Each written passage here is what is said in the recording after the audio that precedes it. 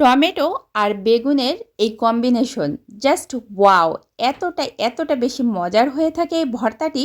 যদি একবার খেয়ে থাকেন তো ভর্তাটার প্রেমে পড়ে যাবেন। আশা করছি রেসিপিটি আপনাদের কাছে ভালো লাগবে। তো চলুন দেখে নেওয়া যাক। এখানে দেখতেই পাচ্ছেন আমি বড় সাইজের একটা বেগুন নিয়ে নিয়েছি। বেগুনটার ওজন প্রায় 200 গ্রামের থেকেও উপরে হবে। তো যাই হোক, বেগুনটা স্লাইস করে নেওয়া হয়ে গেলে পানিতে ভিজিয়ে রাখবো। তারপরে আমি এখন টমেটোটা কেটে নিচ্ছি। তো এখানে আমি 2টা টমেটো নিয়েছি। টমেটোটা কাটা হয়ে গেলে তারপরে আমি বাটিতে উঠিয়ে সাইডে রেখে দেব। তারপরে এই যে বেগুনের পানিটা ফেলে এখন এখানে দিয়ে দিচ্ছি হলুদের গুঁড়া আর দিচ্ছি লবণ। এটা অবশ্যই আপনারা পরিমাণটা বুঝে নেবেন কতটা প্রয়োজন। আপনারা আমার থেকে নিশ্চয়ই অনেক বেশি ভালো বোঝেন।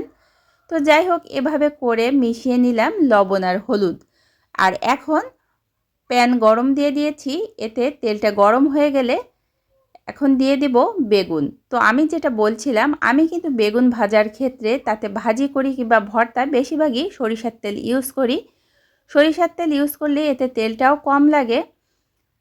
সয়াবিন তেল দিলে দেখা যাচ্ছে যতটুকু তেল শুষে নেয় তার থেকে কিন্তু সরিষার তেলে কম শুষে, আপনারা ট্রাই করে দেখবেন। তো যাই হোক, বেগুনগুলো ভাজা হয়ে গেলে একে একে করে বেগুনগুলিকে নামিয়ে নিব।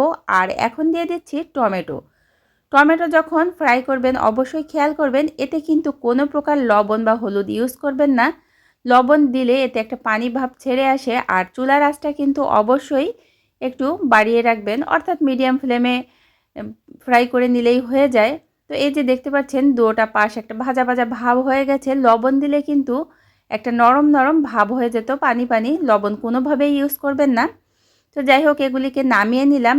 এখন এই যে বেগুনগুলিও একটু সাইডে রেখে দিলাম, আমি যেহেতু ওই পাত্রেই ভর্তাটা করব। আর এখন এই যে আমি মরিচগুলোকে ভেজে নিচ্ছি।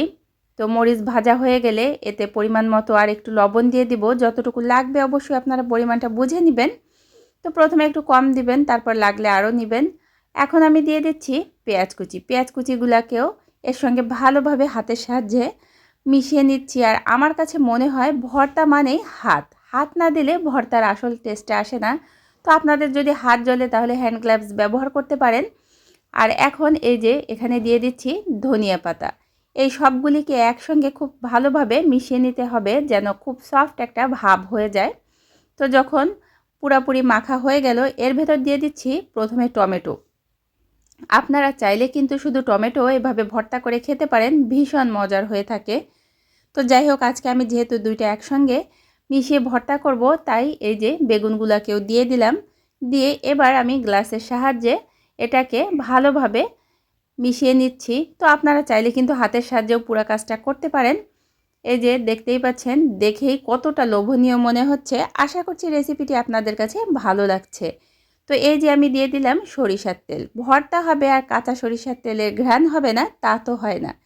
সরিষার তেলটা দেওয়ার পরে কিন্তু এর টেস্টটা সম্পূর্ণভাবেই বদলে যায়। আশা করছি রেসিপিটি ভালো লেগেছে। কমেন্টে জানাবেন। আসসালামু আলাইকুম।